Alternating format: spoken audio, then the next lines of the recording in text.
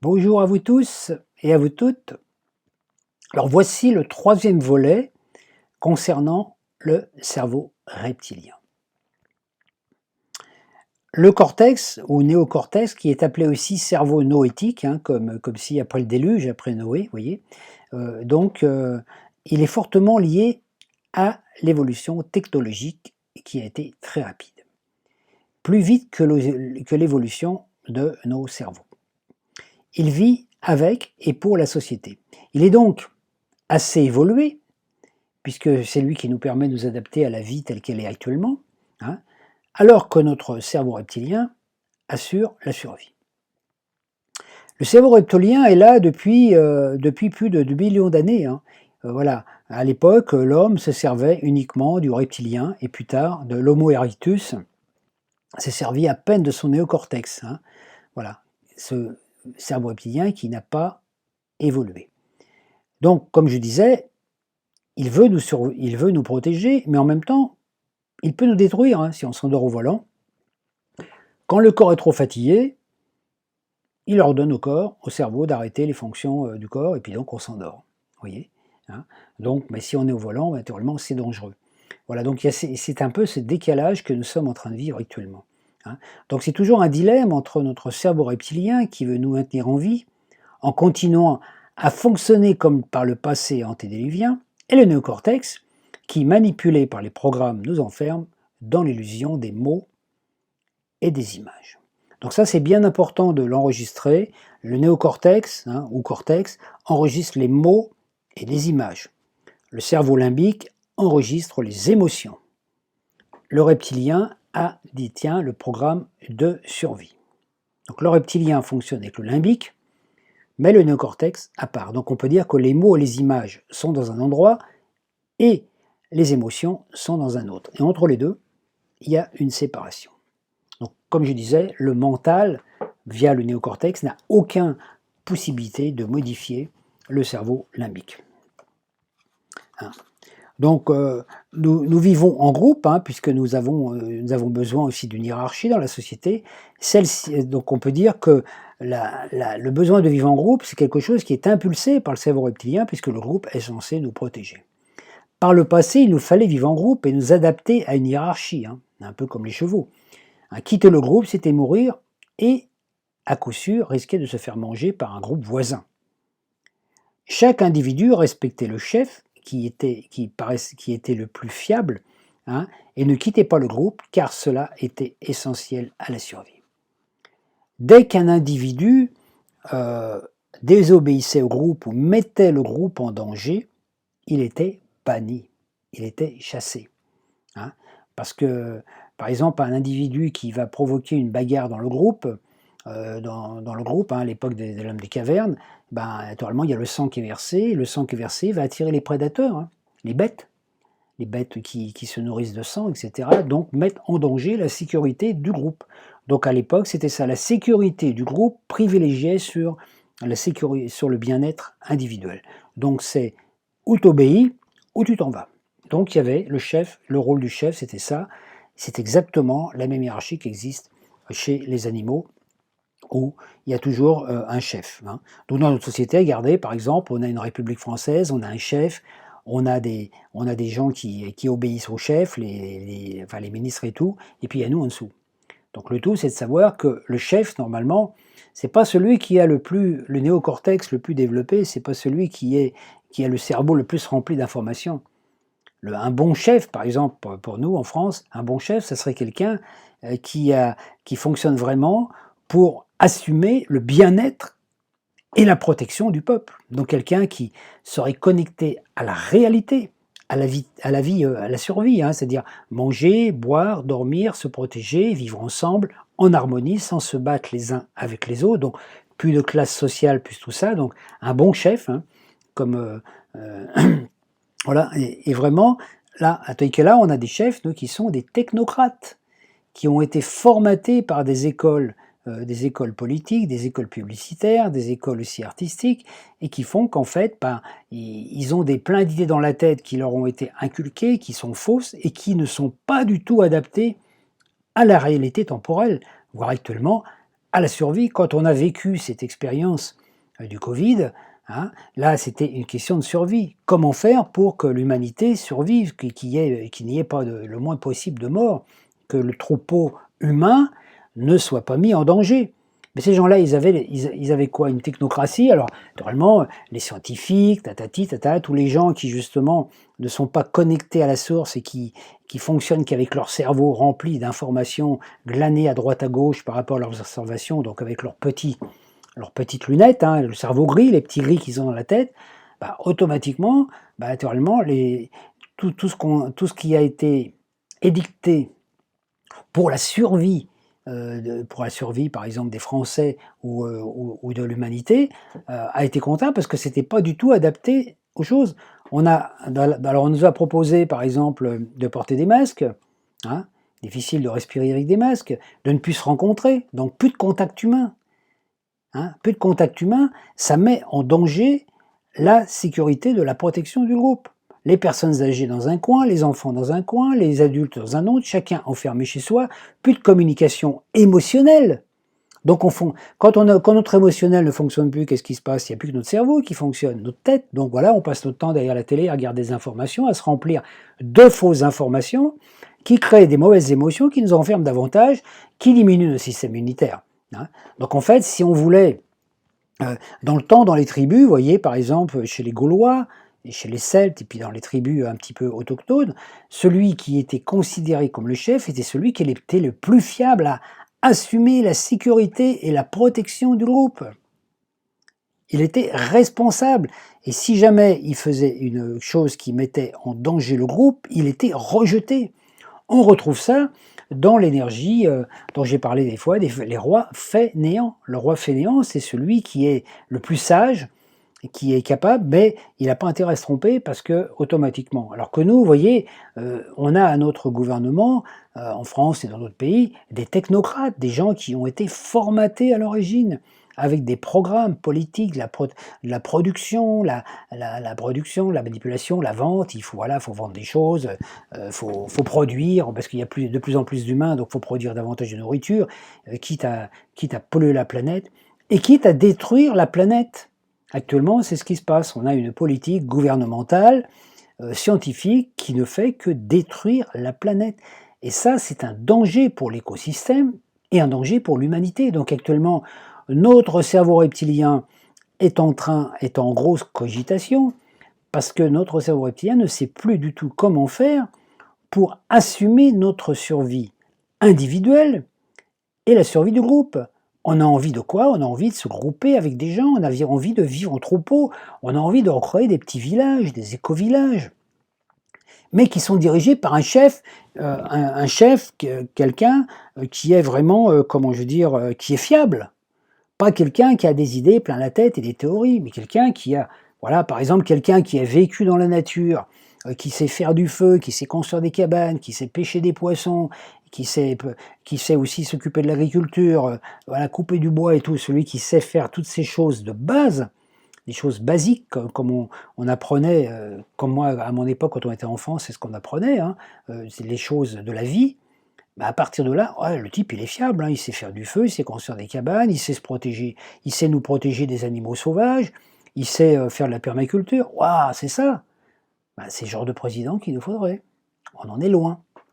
Vous voyez, hein. Donc nous, on a des technocrates, donc des gens qui sont connectés à des zones, à un faux ciel, on peut dire, hein, à des banques d'informations fausses, et qui nous transmettent ça, et ce sont eux qui nous dirigent, et naturellement, notre survie est mise en danger. Et actuellement, c'est ce qui se passe. Cette histoire du Covid nous a mis, notre cerveau reptilien a dit « Oh, stop, là, attention, là ». Alors, dès l'instant qu'on n'a pas eu suffisamment confiance dans notre cerveau reptilien qui sait assumer notre survie, qui maintient notre corps, notre système immunitaire en état, etc., dès qu'on a dévié de ça, automatiquement qu'on a donné foi à tous ces soi-disant scientifiques qui savent tout, à tous ces monsieur je sais tout, bah, automatiquement, on s'est on s'est trouvé, on se trouve dans des situations difficiles. Alors on voit même aussi les débats télévisés qu'il y a eu avec les médecins qui étaient pour la vaccination, ceux qui étaient contre. Et quand on entend certains médecins, oui, celui-là il n'est pas médecin, il est pas médecin, donc il faut pas écouter ce qu'il dit parce que c'est ce qu'on a critiqué par exemple avec Francis Lalanne, etc. Ah, celui-là il n'est pas médecin, il faut pas l'écouter, etc. Mais on n'a pas besoin d'être médecin pour être intelligent. Il y a une Il y a une biologie interne, on a un cerveau reptilien qui fonctionne, qui sait. Notre corps sait ce qui est bon pour nous, sait ce qui n'est pas bon pour nous. Et c'est pour ça que, voilà, il y a quelque part, on s'est aperçu des fois que même avec certaines personnes vaccinées sont décédées. Pourquoi? Parce que leur cerveau reptilien ne pouvait plus assumer, parce qu'on n'était plus dans la survie, on n'écoutait pas. On n'écoute pas. Donc actuellement, il faut vraiment se libérer de ces fausses informations dans le collectif, mais en commençant par l'individuel. C'est pas du tout en luttant contre ces forces opposées, entre toutes ces cloneries qu'on voit à l'extérieur, qu'on va en sortir. Le travail de libération, chaque individu, c'est comme si on était des chevaux dans un troupeau, et chaque cheval doit assumer sa propre survie pour assumer la protection du troupeau. Donc c'est pour ça que ça ne sert à rien d'être dans la lutte, c'est simplement de changer de plan de conscience, donc d'adapter notre situation et surtout d'écouter. Écouter notre intuition, écouter notre corps qui nous dit, voilà, dans les temps qui viennent, on ne sait pas où on va. Il peut y avoir des catastrophes naturelles, regardez la sécheresse, il peut y avoir des inondations, il peut y avoir des tremblements de terre et tout. Notre cerveau reptilien, par notre intuition, nous guidera là où nous pouvons survivre. Mais ça demande une écoute sans arrêt. Regardez, alors, on peut voir dans nos sociétés, par exemple, regardez, par exemple, vous avez un enfant qui va à l'école, donc il passe 3/4 de son temps à l'école. Donc il a une bande de copains. Pour être accepté dans la bande de copains, il faut qu'il ait le t-shirt ou les godasses qui sont adaptés au groupe. Sinon, à l'école, quand vous n'arrivez pas à être accepté par un groupe, vous êtes rejeté. Moi, je l'ai vécu à l'école, à cause des habits, justement, parce que j'avais des habits qui n'étaient pas à la mode. J'étais le seul de l'école à ne pas avoir la paire de baskets dernier modèle, donc naturellement, tout le monde se moquait de moi, et j'étais pas accepté dans le groupe. Et j'étais le bouc émissaire. Voilà, donc à partir de là. Alors si vous avez un enfant, par exemple, qui insiste pour avoir la même paire de chaussures de ses copains, c'est pour pouvoir être accepté dans le groupe. Et ça, c'est son cerveau reptilien qui lui dit. Il passe plus de temps à l'école qu'à la maison. C'est essentiel pour lui. Alors vous pouvez essayer de le raisonner, mais au fond de lui-même, il sait que tant qu'il n'aura pas cette paire de chaussures qui lui permettra de faire partie du groupe, il sera en danger. Danger d'être isolé, c'est ce qui arrive dans l'école. Vous voyez, souvent, il y a un petit enfant qui est toujours mis à part, soit parce qu'il est plus gros, soit parce qu'il est mal habillé, soit parce que, voilà, il y a des choses qui font qu'il est rejeté du groupe. Et on a tous besoin du groupe. Individuellement, on n'existe pas. C'est pour ça qu'on a ce besoin de reconnaissance. On a besoin d'aller vers des gens qui disent « Je te reconnais comme faisant partie du groupe. Je te reconnais comme faisant partie de ma famille. » Alors la solitude est nécessaire pour faire un travail individuel de nettoyage, mais après il faut pouvoir retourner dans le groupe, vivre dans le groupe, vivre avec les autres, et aussi pour les autres, et en fait assumer aussi un rôle dans le groupe, puisque chacun d'entre nous assume aussi la protection de la cohésion du groupe. Le cerveau reptilien n'a pas de mémoire à court terme, il n'est pas contrôlable, et il est responsable de la majeure partie des émotions, car sa survie en dépend. Donc les émotions sont provoquées par le monde qui nous entoure, et elles sont indispensables à notre survie. Alors regardez, par exemple, pendant le confinement, les émotions, on ne pouvait pas avoir de belles émotions, parce qu'on était tous enfermés les uns et séparés les uns des autres, et ça a provoqué un gros chaos, parce qu'il y a eu cette destruction d'unité. Et maintenant que justement, cette année, là, on peut quand même se retrouver les uns avec les autres, on voit les plages qui sont pleines, les camps de camping, tout ça qui sont pleins, mais les gens ont besoin de se retrouver, de se regrouper, parce que c'est indispensable. Sinon, si on ne fonctionnait qu'avec une société technologique et mentale, qu'est-ce qui se passerait? On serait tous là, chacun serait derrière son bureau, le télétravail. chacun enfermé chez soi devant son ordinateur, communiquant avec d'autres, tout seul. Et puis vivant. On vit, on a un corps biologique, il faut vivre avec. Et c'est sûr que si on est condamné, si les humains sont condamnés à faire du télétravail, etc., pour produire en restant chez eux, n'étant plus en contact direct avec les autres, il est évident que l'humanité a très peu d'avenir. Les corps vont dégénérer, les consciences vont dégénérer, les gens vont finir par mourir d'ennui. Mourir d'ennui, la solitude, c'est ça. Une solitude imposée, c'est l'ennui. Et c'est ce qui s'est passé un peu pendant la période de confinement. Hein, et on ne peut pas vivre comme ça. On a besoin de vivre les uns avec les autres, de chanter ensemble, de danser, de partager, même de ne pas être d'accord sur des idées. C'est ça qui fait la vie. Sans émotionnel, on ne peut pas vivre sur Terre. On a besoin de ça. C'est ce qu'on est venu expérimenter ici en intégrant cette corporalité dite animale. Hein. Quand on arrive dans un groupe de gens, par exemple, imaginez que vous arrivez à un enterrement, tout le monde pleure. Hein. Votre cerveau vous ordonne de vous adapter, c'est pas le moment de rire. Hein. Hein, parce que ça assume la survie. Si vous vous mettez à rire ou à faire le clown, bah vous êtes rejeté. Hein. Quand on écoute de la musique, par exemple, si vous écoutez de la musique triste, vous devenez triste. Hein. Voilà. Hein. Parce que, voilà, c'est ce lien. Alors il y a les couleurs aussi. Hein, les couleurs, par exemple, quand vous voyez du rouge, le rouge c'est la couleur du sang. La couleur du sang rend agressif. Hein. Le cerveau reptilien, par exemple, a peur de l'écoulement du sang qui attire les prédateurs et met en danger. C'est la raison pour laquelle les chevaux qui ont horreur du sang, parce qu'ils savent que le sang attire les prédateurs, ont un œil qui ne leur permet pas de voir la couleur rouge. Les chevaux, quand ils voient du rouge, quand vous mettez du rouge devant un cheval, ils voient du gris. Ils voient le vert et le bleu, mais ils ne voient pas le rouge. Parce que le rouge, automatiquement, s'ils voyaient le rouge, hop, ça lui rappellerait justement cette émotion. Donc quand un cheval voit du sang couler, il voit du gris. Il y a un petit gris qui s'en va. Hein. Tous les messages qui arrivent par les perceptions sensorielles sont traités par notre cerveau reptilien et limbique afin d'être ensuite traités par le néocortex, mais après. Donc, nous réagissons toujours avant de réfléchir. Les émotions agissent sur nous sans que nous puissions réfléchir. Notre cerveau reptilien analyse tout avant que notre cortex réfléchisse, puisqu'il fonctionne beaucoup plus vite que le cortex, et vous savez que le cerveau reptilien agit à une vitesse beaucoup plus vite que n'importe quel ordinateur de la Terre. Il n'y a aucun ordinateur de la Terre qui est capable de fonctionner à la vitesse du cerveau reptilien. Il peut analyser des milliers d'informations hyper rapides pour nous permettre de trouver la solution. Donc face au danger, les mots et les images ne nous suffisent pas. Et nos reptiliens nous offrent la solution. C'est donc le super-héros, c'est lui le sauveur.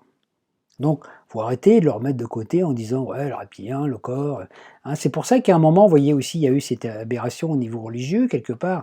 Le fait de rejeter le corps comme n'étant pas été une création divine, ben, ça met en conflit avec soi. Le cerveau reptilien, lui, il n'a pas envie qu'on tue le corps.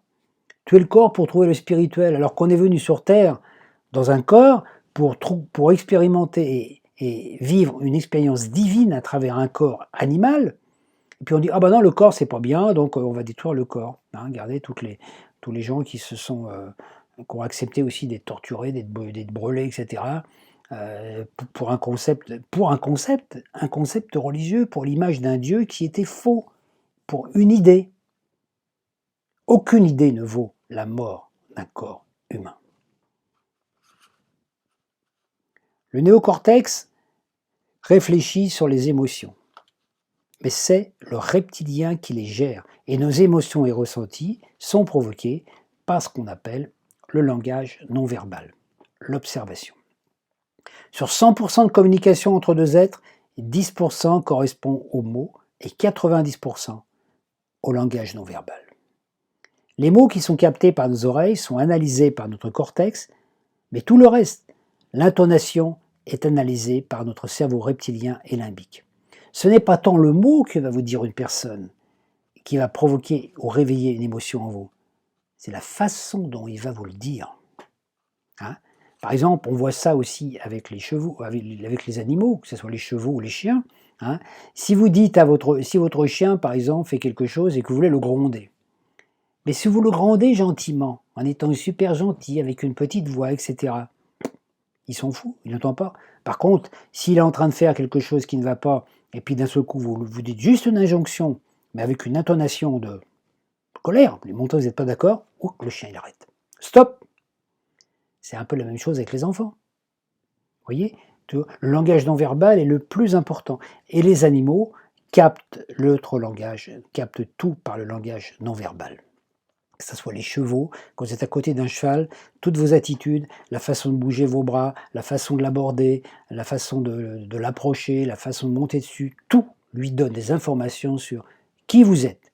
Quelqu'un de fiable, en qui il peut avoir confiance, ou quelqu'un de pas fiable, quelqu'un qui hésite. Si vous avez peur en montant sur un cheval, le cheval il le sent. C'est pour ça qu'à un moment il va vous virer. Hein, moi j'en ai fait l'expérience et je peux vous garantir que les chevaux, ils vous sentent. En plus, bon, ils vous sentent, ils ont un odorat et une mémoire olfactive très très puissante, très forte. Donc il y a toute une approche, hein, c'est pour ça que je vous conseille de lire ce livre, La Soyez Cheval, parce que c'est vraiment un livre magnifique où on apprend plein de choses. Hein. Donc nos 5 sens sont en permanence en éveil pour capter le moindre signe, le moindre danger. La moindre intonation agressive accompagnée de mots ou noms est interprétée comme dangereuse. Hein, comme quelqu'un qui pointe son index sur vous, votre cerveau reptilien, voilà, quand une personne s'approche trop de vous, qu'elle pénètre votre espace vital, vous voyez, l'espace vital, c'est l'espace avec vos bras. Quand quelqu'un pénètre dans votre zone de confort, de sécurité, vous vous sentez agressé. Quelqu'un qui s'approche de vous, qui vous parle dans le nez comme ça, en vous disant quelque chose de violent, votre cerveau reptilien, il enregistre ennemi, danger. C'est l'information. Hein. La couleur, comme je disais, la couleur rouge signifie danger pour les animaux, donc la couleur du sang. Hein. Regardez pourquoi les panneaux de circulation, comment je veux dire, feu rouge, sens interdit sont rouges. Hein. Voilà. Hein. Donc la moindre sensation est analysée par notre cerveau reptilien. Donc chaque message qui arrive dans notre cerveau par un des sens est traité par notre cerveau reptilien et limbique avant d'être traité par le néocortex. Hein. Voilà. Donc c'est vraiment l'instinct, c'est une suite logique à l'intuition. L'intuition se définit par le ressenti d'une émotion suite à un message sensoriel. On peut ressentir de l'agressivité dans l'intonation d'une voix, hein, qui va nous donner soit envie de fuir, soit de nous défendre. Et l'instinct de fuite est gravé en nous. Hein. C'est comme les chevaux, par exemple, qui ne peuvent pas se défendre. Hein. Leur seule sécurité, c'est la fuite. C'est pour ça que la plupart des chevaux, un cheval se couche rarement par terre. Les chevaux, ils dorment debout. Parce que ça fait partie de leur mémoire limbique. Depuis le début de leur création, le cheval existait bien avant l'homme. Et en fait, le cheval a peur. Donc le cheval, si vous avez un cheval et qui dort couché dans son écurie, tranquille, et qui reste couché quand vous approchez, c'est qu'il a vraiment confiance en vous. C'est pas inné. Hein. Donc un cheval, vous approchez d'un cheval qui pourrait être couché dans un champ, automatiquement il va se dresser sur ses pattes. Parce que son seul salut, c'est la fuite. Quand il est debout, il est puissant. Et en plus, bon voilà, si vous lui courez derrière, il peut vous filer un coup de sabot. C'est sa seule défense. C'est pour ça que les chevaux, ils courent très vite. Parce que quand ils sont face à des prédateurs, c'est leur seule sécurité. Hein. Et ben nous, on a un peu cet instinct aussi. Quand on sent, des fois, face à certaines personnes, ben, vous voyez, par exemple, vous êtes face à une personne violente. Une personne que vous sentez très violente, etc., par exemple, voilà. Et puis, vous sentez en danger. Hein. Qu'est-ce que vous allez faire? Vous allez avoir envie de fuir quelque part. Parce que vous savez que si vous vous heurtez à cette personne, si vous vous mettez contre, donc si votre instinct vous dit barre-toi, et puis votre mental vous dit oh ben non reste, tu vas pas avoir peur de ce mec, etc., etc. Donc votre mental va cogiter. Donc c'est le combat entre l'instinct, votre instinct vous dit barre-toi, et votre mental vous dit non reste, tu vas pas avoir peur de lui. Donc la personne par exemple va être violente par la parole, elle va vous dire des paroles blessantes quelque part. Votre instinct vous dit bon barre-toi, et votre cerveau non. Et donc vous allez répondre à la personne. Vous allez contre-argumenter, etc., etc., etc. Et vous allez, et ben c'est comme ça que finissent les bagarres. Parce qu'il y a des moments, c'est pas la peine d'argumenter, il y a des moments, c'est pas la peine. Quand vous êtes avec une personne qui est complètement prise dans son cortex et qui n'écoute pas son intuition, il faut mieux partir. C'est pour ça que quand vous êtes face à quelqu'un qui... regardez, quand vous êtes dans une conversation et que vous avez quelque chose à dire à quelqu'un, que vous avez une conviction à partager, l'autre, il a beau vous dire ce que vous voulez, vous restez toujours dans votre conviction, donc c'est un combat de conviction. Et en fait, on peut pas convaincre l'autre, puisque l'autre, la conviction que l'autre va avoir, c'est par rapport à son expérience. Expérience qui est basée par son émotion. Hein. Donc, voilà, si vous, par exemple, quand vous dites, si vous n'avez jamais été violenté pendant l'enfance et que vous argumentez avec une personne qui a été violentée, vous n'arriverez jamais à la convaincre. Lui, il a vécu l'expérience d'être traumatisé pendant l'enfance, il a ça en lui. Vous ne pouvez pas le changer. C'est dans ses mémoires. Hein. Donc, par contre, vous pouvez peut-être, si vous êtes suffisamment doué, essayer de le convaincre de nettoyer un peu cette mémoire parce que ça va lui pourrir la vie.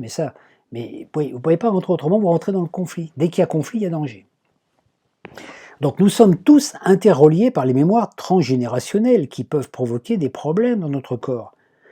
Par exemple, un enfant dont les parents ont vécu des traumatismes pendant la dernière guerre peuvent présenter les mêmes problèmes corporels, des douleurs correspondant à des blessures ou des difficultés de respirer. Par exemple, si vous avez, bon c'est rarement le cas maintenant, mais vous pouvez avoir un ancêtre par exemple qui est mort gazé dans un camp de déportation.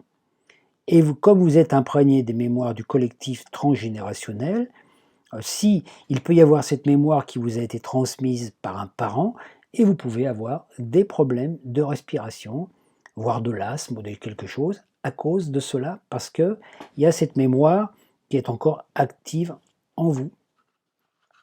Et quand un enfant donc a en probabilité transgénérationnelle les mêmes problèmes que ses parents, et s'il ne s'en libère pas, il va le transmettre, cette mémoire génétique, à ses enfants. Et nos mémoires émotionnelles sont constituées de vécus antérieurs difficiles non acceptés, donc les traumatismes, et nous pouvons encore en subir les effets négatifs. Donc c'est pour ça que le passé a un grand impact pour les animaux, comme par exemple le cheval, qui lui vit par son passé, sa banque de mémoire de tout ce qu'il a vécu, et son instinct dans le présent. Il ne peut pas rationaliser dans le futur, lui, il est dans le présent. Nous, on a cette capacité, en tant qu'être humain, avec notre cortex, de comprendre et peut-être de nettoyer un peu des mémoires du passé pour dire, bon, ce truc-là, c'est fini, hein, ça fait partie d'une vie antérieure, etc. etc. Oui, si dans une vie antérieure, par exemple, vous avez vécu une expérience qui vous a incité à croire que le sexe ou l'argent était mauvais, vous emportez la mémoire et en subirez les effets. Un serment de chasteté prononcé dans une vie antérieure peut avoir encore des effets nocifs sur notre libido dans cette vie présente. Les mémoires cristallisées devant être nettoyées par une nouvelle incarnation, chaque incarnation, c'est un peu le purgatoire. Et quand on accomplit ce purgatoire sur Terre, on nettoie les vieilles mémoires. Ça ne veut pas dire, le souvenir, il sera toujours là. Ce qui a été vécu, ça fait partie de votre âme. Si vous avez été torturé ou traumatisé dans une autre vie, ça fait partie de votre âme, ça fait partie de votre album photo. Mais ça ne sert à rien d'ouvrir l'album photo pour être dans la nostalgie ou dans le souvenir, sinon vous allez réveiller des trucs qui vont vous empêcher de vivre autre chose. Si dans une vie antérieure, par exemple, vous avez été endoctriné par une religion dogmatique, prenons par exemple le judaïsme, vous pouvez à nouveau être attiré dans une famille juive et en subir encore le joug, donc les contraintes, ou peut-être dans une famille musulmane pour vivre l'autre côté, ou peut-être être juif et tomber amoureux d'une femme musulmane, parce qu'il faut vivre notre expérience avec ça pour pouvoir nettoyer la vieille mémoire. Donc c'est surtout la mémoire, la charge émotionnelle qui est mise sur l'émotion qu'il faut libérer. C'est cette charge, c'est ça qui nous plombe. Donc tous les scénarios possibles nous sont proposés pour que nous délions ce qui a été lié par nous-mêmes dans nos vies passées. La mémoire génétique crée l'instinct. Une mémoire antérieure peut être encore active, et si on retourne sur un lieu où l'on a été torturé, votre cortex, qui n'en sait rien, mais votre cerveau reptilien le perçoit et peut vous faire réagir comme à cette époque. Peur de la douleur. Alors, une douleur peut vous obliger à vous en aller.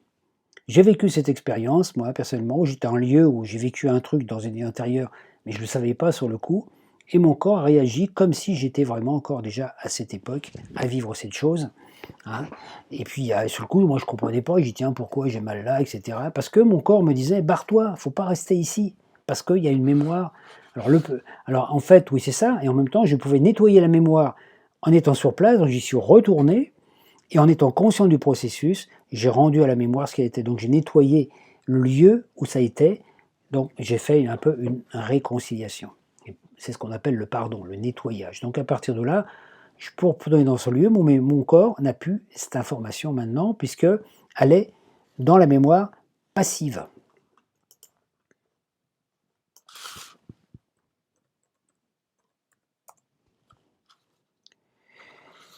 Donc, comme je disais, le cerveau reptilien analyse hyper vite, et c'est lui qui octroie l'intuition permettant d'éviter telle rencontre ou tel endroit. Il analyse tout en permanence. Quand le danger se présente, il envoie un message intuitif. Il peut nous éviter bien des problèmes sans que notre cortex n'en prenne conscience. Combien de fois passons-nous à côté d'un danger sans nous en rendre compte? Il suffit de si peu pour éviter un accident. 1 minute de retard et c'est bon. Notre cerveau reptilien peut ainsi nous faire accomplir un geste, détourner les yeux, louper une marche pour arriver au bon moment pour éviter le danger. Combien de fois évitons-nous de nous cogner contre une porte sans nous en rendre compte? Mais le problème arrive quand nous n'écoutons pas notre intuition, quand notre néocortex domine et n'écoute pas les messages du corps. Alors, le danger se manifeste. Cela arrive souvent quand, au lieu d'écouter notre intuition, nous écoutons les voix extérieures, médiatiques, ou les autres qui pensent et décident à notre place. L'intuition ne peut pas être analysée, elle n'est efficace que dans l'instant présent. Le corps vit dans le ici, maintenant, et le cerveau reptilien n'est que faire d'hier, n'est que faire de demain. C'est aujourd'hui qu'il veut protéger le corps dans le moment présent en utilisant le savoir, la connaissance dont il a hérité dans le passé. Donc l'intuition ne vient pas du cortex. Lui, il ne peut envoyer que des images ou des mots résultant des programmes. L'intuition est un langage qui passe par le sensoriel et par le non-verbal. Hein, donc ça peut passer par, vous pouvez très bien sentir une odeur. Hein, une odeur, par exemple, vous pouvez sentir une odeur de soupe, et cette odeur de soupe peut vous rappeler un souvenir d'enfance, ou une personne que vous avez connue, ou une situation. La même chose pour la musique. Quand on sait jouer de la guitare, par exemple, quand on est déjà monté à cheval, quand on a appris à conduire, cela ne se perd jamais. Certes, il faut se rentraîner un petit peu. Dès que l'émotion est enregistrée, la connaissance perdure. Il suffit de remonter en selle, si on a fait du cheval une fois, si on sait monter à cheval, et notre corps va se souvenir. Dès qu'une information est enregistrée dans le cerveau limbique, par une émotion, elle est disponible au cerveau reptilien et nourrit notre intuition. Tant que l'information reste au niveau du néocortex, l'intellect, et ne suscite pas d'émotion, elle n'est pas accessible au cerveau reptilien. Seul le ressenti émotionnel permet de créer un pont. Les 5 sens sont des portes de communication entre le monde extérieur et nous-mêmes. Ils nous permettent d'enregistrer les émotions qui enrichissent notre cerveau reptilien et notre intuition. Donc, quand notre cerveau reptilien reçoit une analyse sensorielle provenant de nos 5 sens, dont il ne sait quoi faire, il a besoin de réflexion, et il en est incapable, alors il envoie l'information plus haut pour la réflexion. Exemple, vous parlez avec quelqu'un, et soudain une pensée vous donne l'impression que cette personne est en train de vous mentir. Votre cerveau reptilien a analysé un ou plusieurs signes de langage corporel non verbal de la personne et il envoie l'information à votre néocortex. Vous pouvez douter de l'information penser que c'est faux. Mais le cerveau reptilien ne se trompe jamais. Il ne réfléchit pas, il ne juge pas, il ne compare pas par rapport à des préjugés. Il délivre la vérité telle qu'il l'aperçoit par les sens. Et en fait, comme le cerveau reptilien n'est pas en contact direct avec votre néocortex, ce n'est pas l'intermédiaire de votre émotionnel qui va vous renvoyer une information. Parce que si le cerveau reptilien capte, par exemple, cette personne est en train de mentir, il ne peut pas lui communiquer avec le néocortex, puis je dis que ce n'était pas possible. Donc il va réveiller, ça vient d'une impression de quelque chose qui est inscrit dans votre cerveau limbique, par rapport à une expérience, donc du vécu antérieur. Donc c'est dans votre vécu antérieur, il y a quelque chose qui vous dit, qui vous rappelle que cette personne, elle est en train de vous mentir, parce que ça vous rappelle une situation déjà d'un vécu. Et c'est ça que vous allez pouvoir gérer ensuite par la réflexion. Donc quand votre néocortex, donc qui correspond aussi à votre plan mental, émotionnel, est en connexion, est capable de se connecter, donc quand votre conscient est capable de percevoir, d'observer ce qui se passe dans votre inconscient face à une situation, que vous prenez du recul, vous mettez en observateur une situation avant de réagir, automatiquement, vous pouvez désamorcer des situations émotionnelles antérieures qui peuvent vous perturber, qui n'ont plus lieu d'être actives parce qu'elles ne sont plus adaptées à votre vie d'aujourd'hui. Donc voilà, c'est une personne par exemple qui a été un ennemi dans le passé, une personne qui a été un ennemi ou quelqu'un qui vous a fait du mal pendant l'enfance, c'est pas parce qu'il vous a fait du mal pendant l'enfance qu'il peut continuer à vous en faire maintenant. Ça peut être changé, il peut avoir changé. Donc ça c'est valable, vous voyez par exemple avec les parents, si vous avez un parent qui vous a traumatisé, dès l'instant que vous avez fait le travail de pardon, nettoyage, d'observation, etc., automatiquement votre plan émotionnel va enregistrer une autre information par rapport à la relation avec ce père. À partir de là, c'est cette émotion-là que vous allez vivre, et l'autre va rester dans la mémoire passive sans être activée. Donc l'intuition provient de l'analyse inconsciente du langage non verbal par notre cerveau reptilien et est envoyée naturellement à notre conscience, donc à notre mental. Il ne peut y avoir d'erreur, sauf si le néocortex déclenche des réflexions et analyse l'information à partir des programmes falsifiés qu'il contient. Dès qu'on analyse une intuition, qu'elle la compare, elle n'est plus fiable. L'animal, lui, doit sa survie à l'instinct. Par exemple, il peut percevoir un tsunami ou un ouragan avant qu'il arrive. Nous le pouvons aussi, il nous suffit d'écouter. À un moment donné, notre cerveau reptilien va nous envoyer une information sur le danger, puisque tout est lié. Nous vivons dans un monde où le monde visible et invisible semblent séparés, mais notre corps visible, physique, est fait partie d'un corps invisible beaucoup plus grand, que j'ai dit tout à l'heure, qui est lui-même connecté à tous les corps de la Terre, qui est connecté au système solaire, aux étoiles, aux planètes, donc le vide, l'air que nous respirons, l'énergie, là, tout est interconnecté en permanence. Nous ne sommes pas séparés les uns des autres. Dès que vous pensez à quelque chose, c'est le tout qui est modifié par votre pensée. Donc, automatiquement, s'il se passe quelque chose sur la planète à un endroit ou quelque chose qui va arriver, votre cerveau reptilien a une capacité, c'est sa possibilité, de percevoir la chose avant qu'elle arrive, parce qu'il ressent. Donc, à un moment donné, votre cerveau reptilien va vous envoyer une sensation de danger, alors que rien d'anormal n'est encore visible. Par exemple, vous marchez sur une plage, puis à ce coup, vous avez une sensation de danger, qu'il faut vous en aller, vous sentez la panique, vous ne sentez pas bien, vous sentez qu'il faut partir. Vous suivez le mouvement.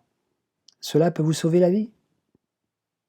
Parce que peut-être que c'était un tsunami qui était au large et qui va venir. Or, le tsunami, il a été provoqué par un tremblement de terre quelque part, peut-être à des milliers de kilomètres d'où vous êtes.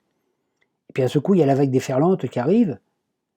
Si vous avez écouté votre intuition, vous partez avant que la vague déferlante arrive sur la plage. Par contre, ça ne fonctionne pas si votre écran, si vous êtes basé, si vous allez regarder par exemple, au lieu d'écouter votre intuition, si vous dites « Ah je vais vérifier », vous prenez le téléphone portable, vous allez sur Google, Internet, vous regardez, est-ce qu'il n'y a pas un tsunami quelque part, un truc ? Il est trop tard. et la vague arrive et il n'y a plus personne. Hein. Donc c'est pour ça qu'il faut faire attention. L'intelligence intellectuelle et technologique qui est donnée par les téléphones portables, elle ne peut pas remplacer l'intelligence instinctive, intuitive qui est en nous, qui est la meilleure garantie de survie. Hein. Un tsunami donc résulte toujours d'un mouvement de la croûte terrestre, ce qui peut arriver à des milliers de kilomètres. Mais notre cerveau reptilien, lui, sait percevoir les changements. Il anticipe. Hein. L'intuition nous envoie toujours des signes avant-coureurs pour assumer notre survie en cas de danger. Elle nous permet d'anticiper le futur immédiat possible. Tout le monde dispose de cette intuition. Mais ceux qui réfléchissent trop, analysent trop, rejettent le message et leur intuition par la même occasion. Réfléchir face au danger, on se trouvait paralysé par la peur, met notre survie en péril. Regardez les animaux. Quand un bateau doit prendre la mer alors qu'une tempête se prépare, les rats quittent le navire. Voyager dans un navire sans rats est signe de danger pour les marins. Et ils ne prennent pas la mer si les rats s'en vont. Le cerveau reptilien des rats est hyperactif et analyse tous les paramètres à une vitesse inimaginable. De la même façon, un chien analyse tout par ses sens. Il analyse le langage non verbal de son maître. Son odorat est si puissant qu'il sait quand il approche de la maison. Il connaît tout de la routine de son maître. Sauf naturellement si celui-ci déménage, il va falloir un temps de réadaptation. Regardez un cheval, il retrouve toujours le chemin de son écurie. Un chat peut retrouver sa maison même s'il est posé à des kilomètres, des milliers de kilomètres de sa demeure.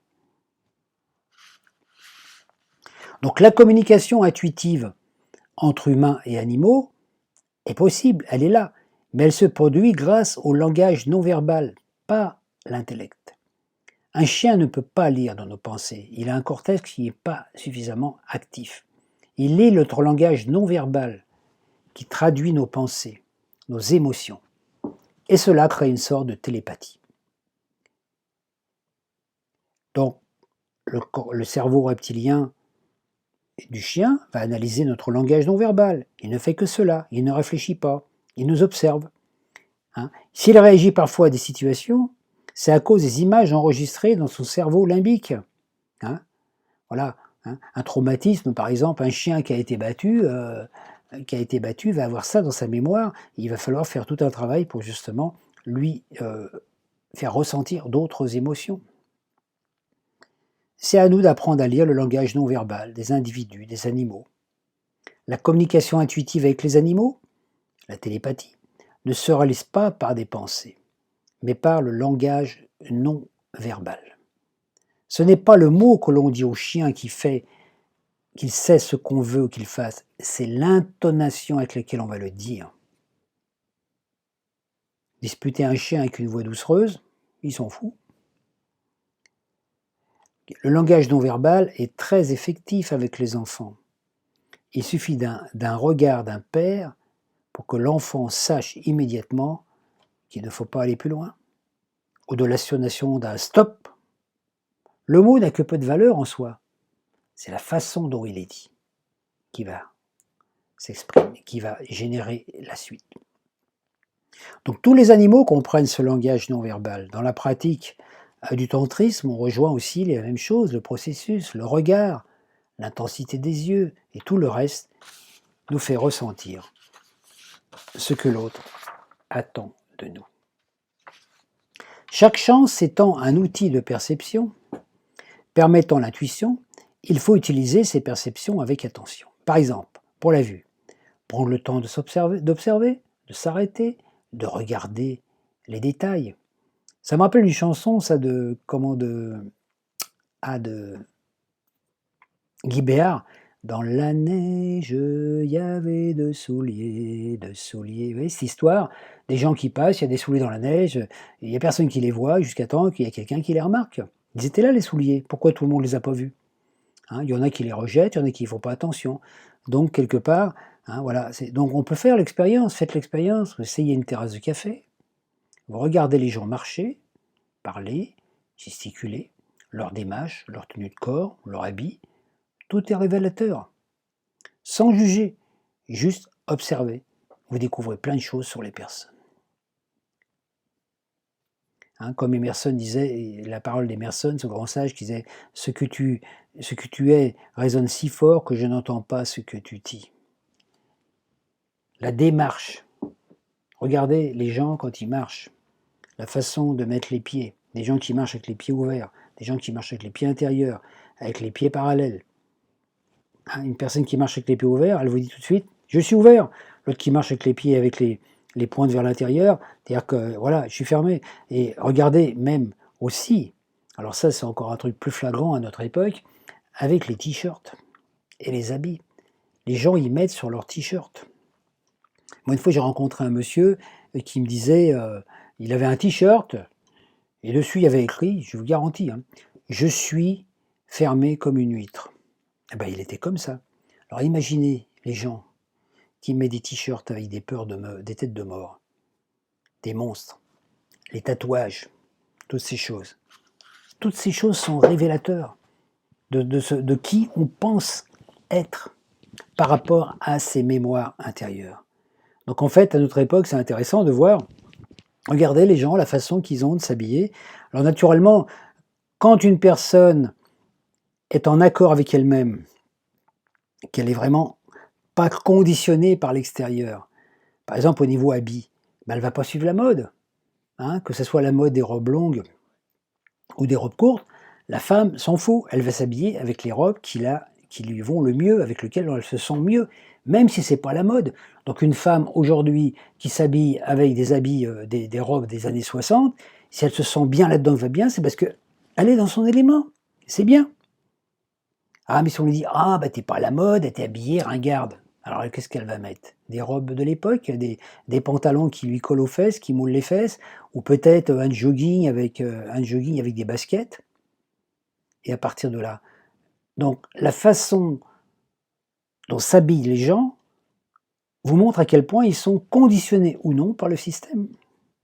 C'est le principe des modes. Les modes sont décidées par les médias. On pourrait même les prévoir, je crois qu'ils sont même prévus plusieurs temps à l'avance, les modes. On va dire, tiens, dans 2 ans, on va refaire les mini-jupes, par exemple. Parce que voilà, et puis après, on fabrique, et puis après, on lance la mode. Hein. Vous voyez le conditionnement comme il est fait?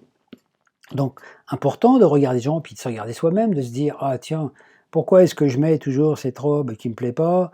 Ah, parce que, ou ces petites chaussures qui me font mal aux pieds. Ah, parce que oui, c'est à la mode, parce que si j'ai pas ces chaussures pointues, etc., ces petites chaussures, naturellement, on va me dire que je suis ringarde. Il faut dépasser tout ça. On ne peut être bien que quand on est par rapport à soi. Et on a des mémoires, des choses d'enfance, hein, des choses d'enfance ou de l'adolescence, des habits dans lesquels on se sentait bien. Ben pourquoi pas continuer à les mettre si on se sent bien dedans? Mettre les vêtements qui nous mettent le plus en valeur, dans lesquels on se sent mieux. C'est ça. On n'a rien d'autre à faire qu'à être ce qu'on est. Hein. Alors regardez, quand vous cherchez quelque chose, par exemple, vous allez sur une plage, et je sais pas, vous allez au bord de la mer, vous avez envie de voir les baleines, par exemple, ou les dauphins, parce qu'en ce moment, il y a des dauphins sur les côtes françaises. Hein. Ben, si vous y allez avec vos jumelles, tout ça, que vous êtes dans le mental, il y a de fortes chances de ne pas les voir. Par contre, si vous allez là-bas avec cette intention, que vous envoyez cette intention à l'univers, et que vous laissez guider par votre intuition, ben, il y a un moment, vous allez peut-être regarder un endroit où il y a un dauphin qui va vous faire un petit coucou, ne serait-ce qu'une seconde. Et ça se joue à un dixième de seconde. Vous ne regardez pas au bon endroit, ça y est, le dauphin est parti. Donc il faut aussi apprendre à capter le langage non verbal de la nature. Observer les poissons, les arbres, les fleurs, sentir les odeurs, et voir ce que les autres ne voient pas. Le détail sur l'arbre, la forme d'un humain dans un rocher, un cheval dans un nuage, on peut voir plein de choses. Sans mettre d'imaginaire, c'est pas à nous d'imaginer. Parce que dès que vous imaginez, vous vous piégez. Non, c'est laisser venir. Voilà, dire voilà, communier avec la nature. Quand vous êtes devant un arbre, si vous commencez à le définir, à le décrire, c'est un chêne, etc., etc. Non, non, c'est un arbre. Voilà. Donc, il faut toujours faire un avec son environnement, qu'on soit en ville ou dans la nature, sentir l'atmosphère, les odeurs, entendre les bruits, toucher, se laisser toucher par le vent. Tout cela nous renseigne. Hein. Donc, utilisez les 5 sens pour établir cette communication avec la vie. Chaque craquement de branche, chaque souffle de vent, tout en inspirant. Écoutez, observez, sans analyser. C'est ce qu'on trouve comme pratique dans le zen. Donc, il faut cesser d'imaginer. Vous voyez, projeter une image. Il ne faut pas chercher à voir ce qui pourrait être ou ce qu'on voudrait voir, mais seulement ce qui est, ce qui se présente. L'imagination peut nous éloigner de la vérité.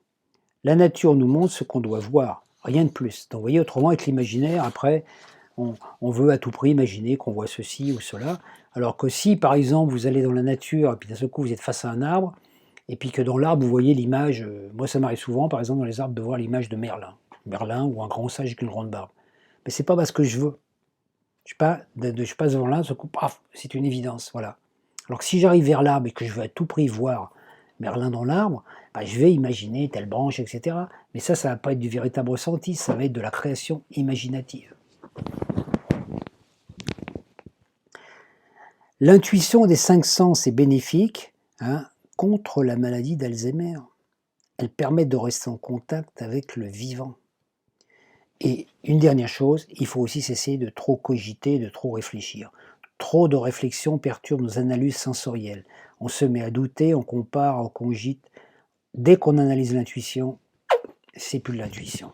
Donc il faut qu'on ait le petit, voilà, et avoir la passe dans le disque dur, là, virer les petits gris, puis vraiment avoir une conscience, beaucoup plus d'espace libre dans notre disque dur. L'instinct, c'est quoi? C'est faire automatiquement ce qu'il faut faire sans réflexion. Juste après l'intuition. Une intuition vous dit, tiens, il faut traverser la rue, traversez la rue. Vous ne savez pas pourquoi? Ça peut vous sauver la vie. Ou peut-être que vous pouvez trouver du travail de l'autre côté de la rue.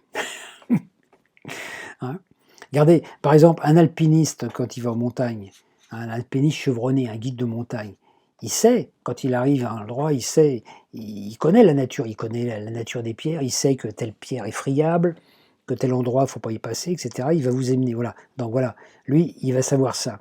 Donc il va savoir que, tiens, telle pierre, il ne faut pas mettre le pied dessus parce qu'elle peut s'effriter. Le novice qui arrive derrière, celui qui accompagne, enfin, qui vient derrière, bah lui, il va avoir la même intuition. Mais peut-être qu'il ne va pas écouter son intuition, il va mettre le pied sur la pierre, et puis il va se tordre le pied. Voilà. Donc, souvent, on fait des choses instinctivement, sans même nous en rendre compte. Notre intuition capte les infos de l'environnement. Cela se fait naturellement. Regardez, au bout d'un moment, déjà, par exemple, vous apprenez à jouer du violon, par exemple. Donc au début, c'est le mental qui travaille, il faut travailler, etc. Voilà, s'entraîner. Et puis après, vous jouez du violon, sans même penser que vous le faites. Votre cerveau limbique a enregistré l'information, vous avez pris plaisir à jouer du violon, ou tel air au violon, vous le jouez instinctivement, intuitivement, je dirais. Voilà. Et pendant ce temps-là, vous pouvez même avoir des fois le cerveau qui est en train de penser à autre chose. Mais votre corps joue.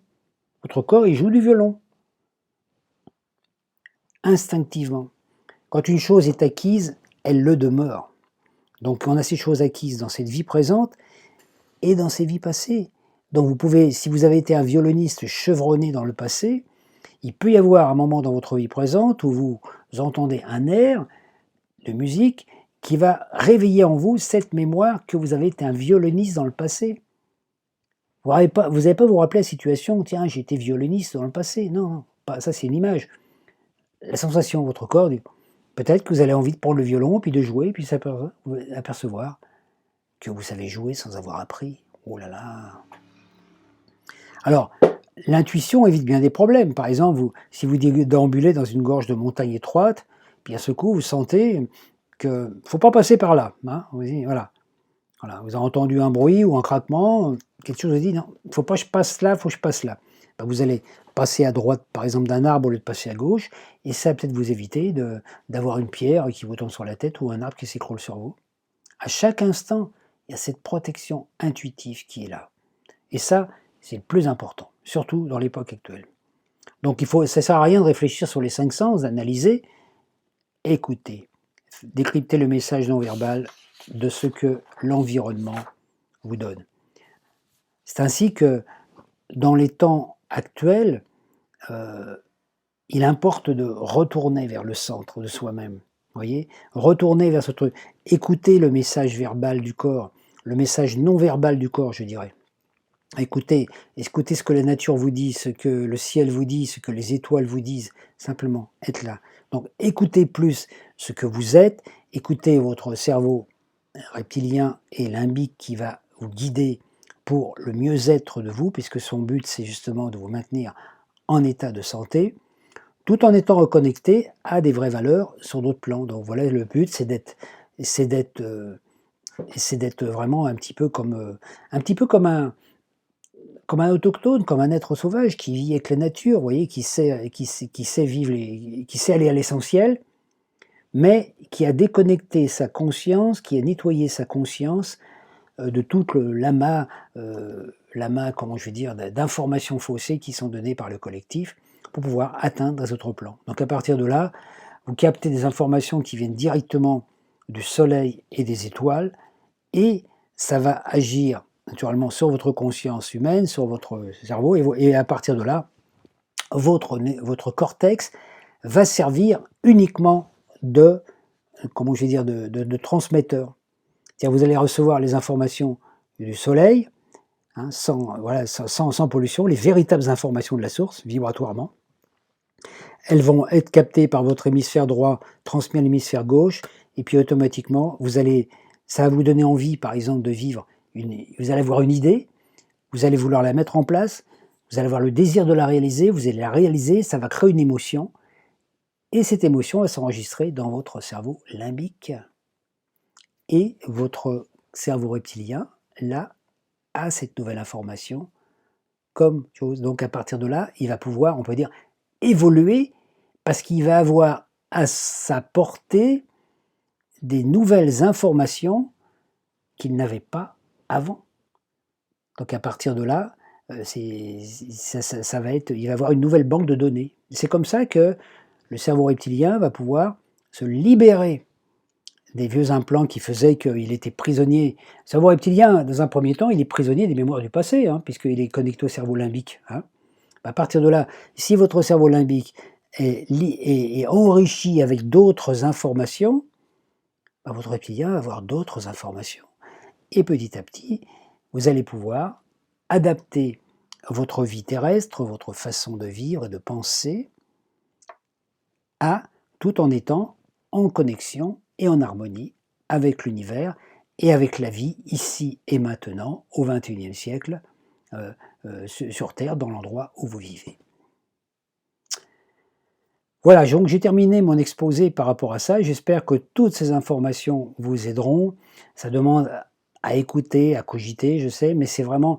moi, si j'ai décidé de faire ces 3 vidéos pour vous, et pour vous aujourd'hui, c'est aussi pour moi, parce que ça me permet aussi de pouvoir le verbaliser, et puis donc de le ressentir davantage en moi.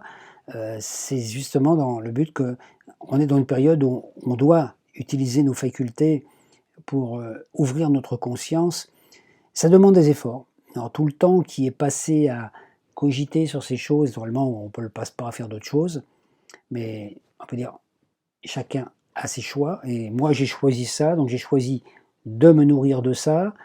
Ça m'a fait énormément de bien, et c'est aussi pour ça que j'ai envie de vous inviter à la table des agapes et de vous proposer ces informations. Je vous souhaite un bon chemin, une bonne connexion, et puis dites merci à votre super-héros intérieur. Ne le méprisez pas, il est votre meilleur allié. À très bientôt.